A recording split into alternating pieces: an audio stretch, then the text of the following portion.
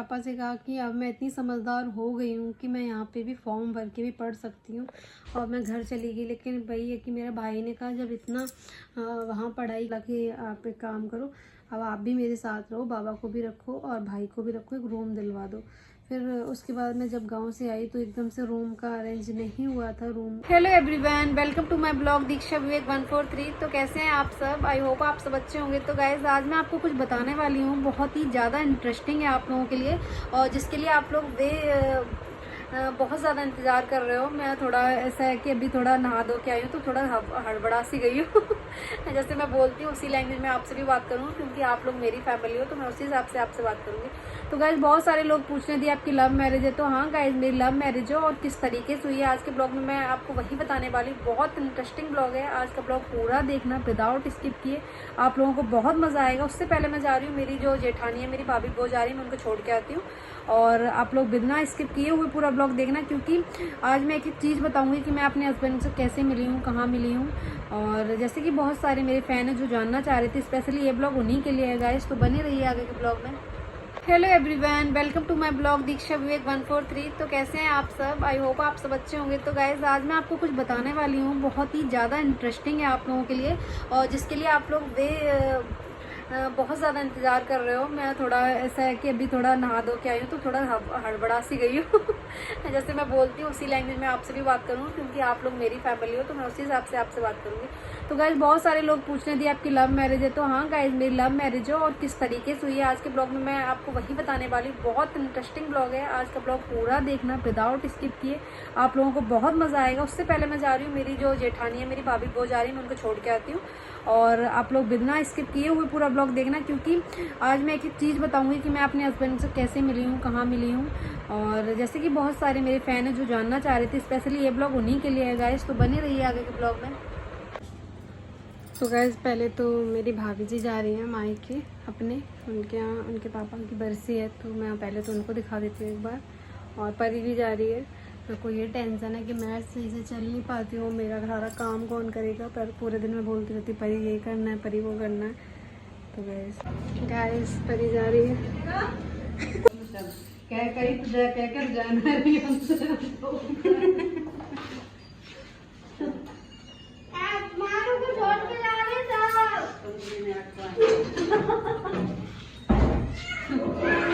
अरे नहीं जा रहे यार भाई, नहीं जा रही। अरे मैं नहीं जा रही हूँ, बाहर ले जाएंगे क्या है लो ले बाय कर जा रही, बाय कर बोलता है मैं ससुराल क्या तो जल्दी है ना, मैं ससुराल से जाते हुए रोती है दूसरी तरीका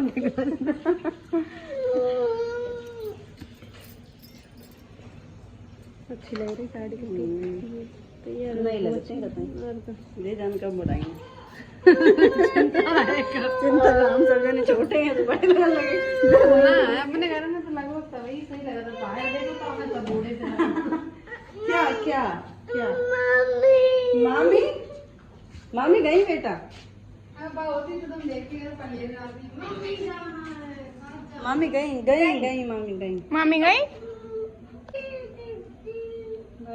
चलो अभी चीजी भिजवाएंगे, आप आ जाओ, चलो चलो अंदर चलो एक बार पर रुपया धरे जैन में भैया ले आओ अंदर लिया। हाय हमने जानी फूफा गेट खोल ले, देखो एकांत में कमरे तक तो हम पहुंच ही जाते हैं नॉर्मल, तो ये लड़की एकांत में बैठ के खा रही। क्या खा रही मोना यदि? मोना यदि मोना यदि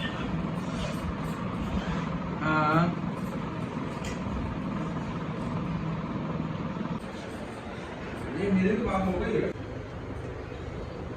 बाल उठा रहे हैं, सब भेजना है, बाकी अभी अभी आज के लिए काम है ना के लिए।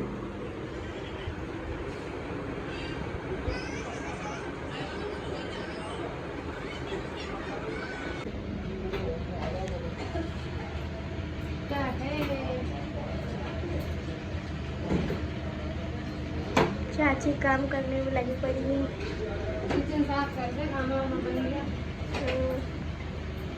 कब जाएगी कब जाएगी?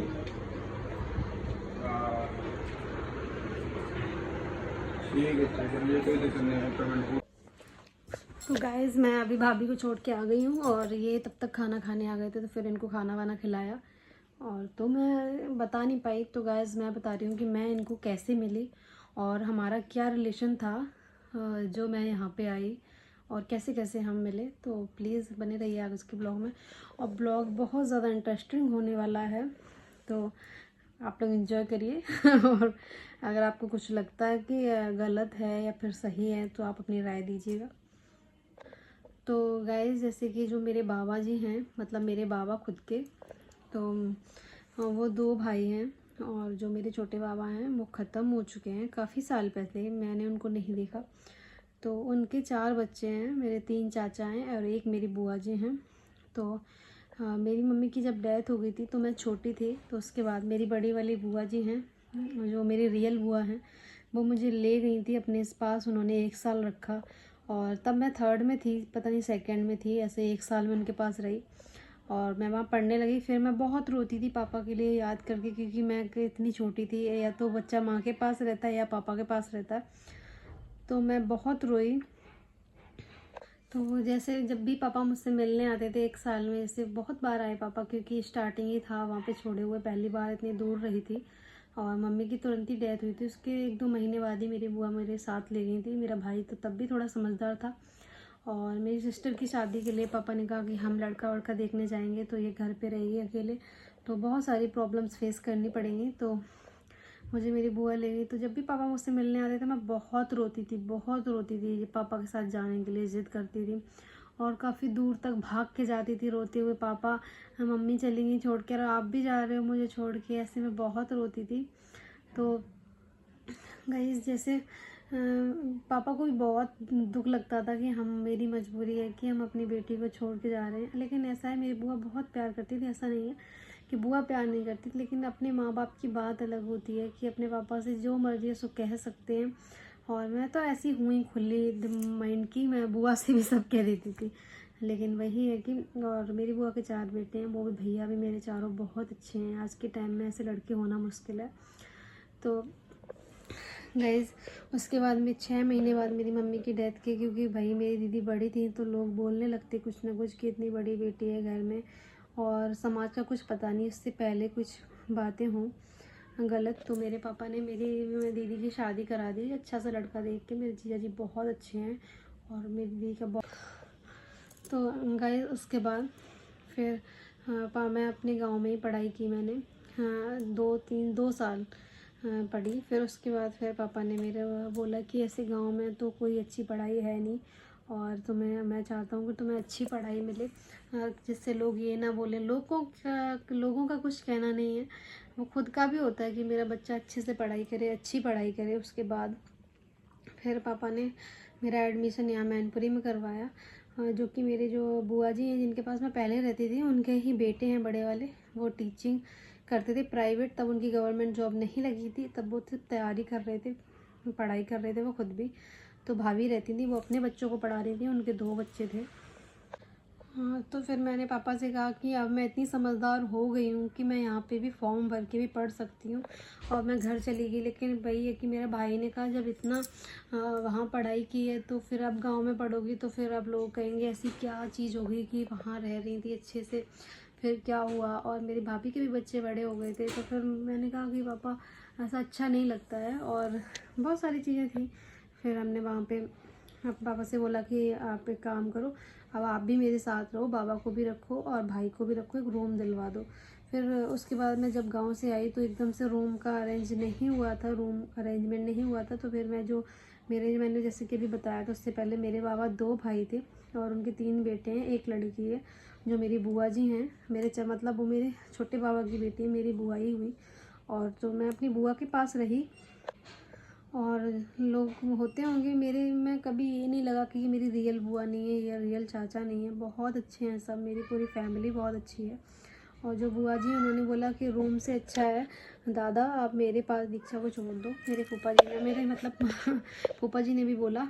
और उसके बाद पापा ने मुझे यहीं छोड़ दिया, उनका एक रूम था उसमें मैंने अपना सामान शिफ्ट कर लिया। और वैसे खाना पाना मैं सब कुछ अपना खुद ही बनाती थी, लेकिन बुआ तो नहीं चाहती थी, बुआ बोलती भी थी क्यों परेशान होगी, बुआ तो मेरा सब लंच वगैरह सब लगा दिया करती थी। और लेकिन वही है कि कहने के लिए ये इसीलिए कि मैंने कहा कि जब इतने लोग आना जाना रहता तो अच्छा नहीं लगता, इसलिए हमने खुद अपना सारा अरेंजमेंट करके रखा हुआ था कि तो मेरा भाई भी आता था, बाबा भी आते रहते थे, तो फिर मैं अच्छे से यहीं पे रहने लगी। तो फिर मैंने अभी तक जितनी भी पढ़ाई की है मैनपुरी में ही की है, फिर मैंने 11th 12th भी यहीं से किया। तो उसी टाइम जो मेरी बुआ जी हैं, उनके जो जेठानी है, उनके जो बेटे हैं, जो मेरे हस्बैंड, वो इसी घर में रहते थे। तो पहले तो मेरी एक बहुत मैं आपको बता रही हूँ कि मेरे बाप बचपन में बहुत पहले, हाँ मैं जब छोटी थी तो मेरे को गाना बजाना सब आता था।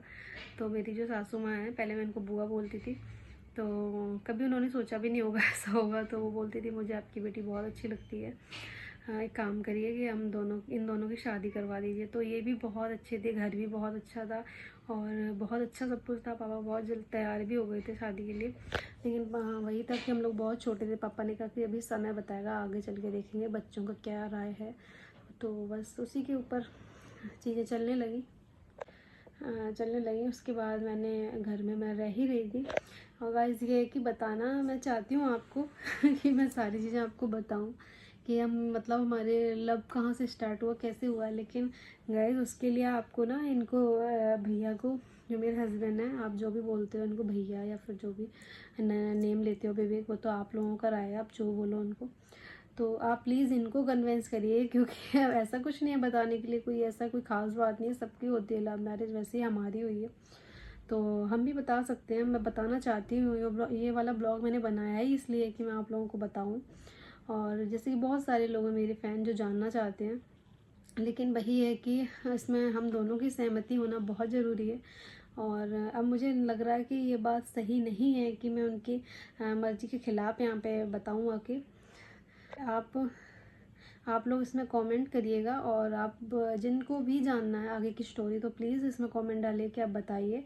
और ज़्यादा से ज़्यादा कमेंट यही करना, मुझसे लेके नहीं, इनसे रिलेटेड करना कि हाँ भैया आप बताइए, क्योंकि वो भी देखते हैं।